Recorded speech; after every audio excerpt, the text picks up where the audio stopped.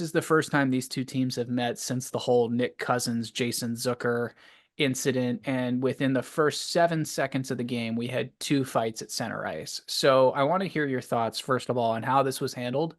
And then about this whole sort of like, I don't even want to call it staged, but just like the right off the bat, okay, we're going to sort this out kind of stuff. I like when that happens. I liked when it happened with the Caps and the Rangers a couple of years back. I think it's the right way to go about it when there's beef from a prior game. Just get it out of the way right away. Otherwise, more guys are just going to get hurt usually.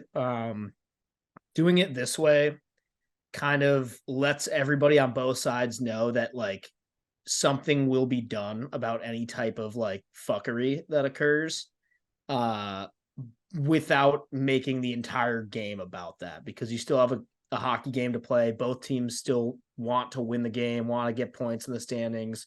And quite frankly, the coaches are probably going to be pissed if you spend the whole game like trying to get revenge with like chippy hits and whatever. So to me, usually it's even a coach that'll address it and say something like, listen, I'm not stupid. I know what happened last game.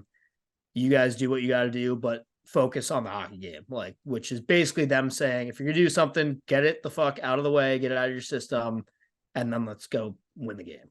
So, and I think that's the best way to handle this in this situation. I had to explain to someone who is not a hockey fan last week, like, why is fighting in the game? And I was like, this is here so this game can police itself. This game moves at 100 miles an hour. Stuff is going to get missed. Stuff's not going to get called.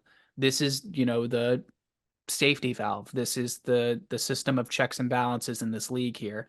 And I think you nailed it. They said, let's settle this now, then we'll play the hockey game. And I think that's a great way to look at it, because then what you avoid is guys getting two-handed, guys getting, cross-checked in the face or the mouth or the head, guys trying to line someone up, either up against the boards or in center ice and then mistiming and catching them high or catching them late or catching them in the back.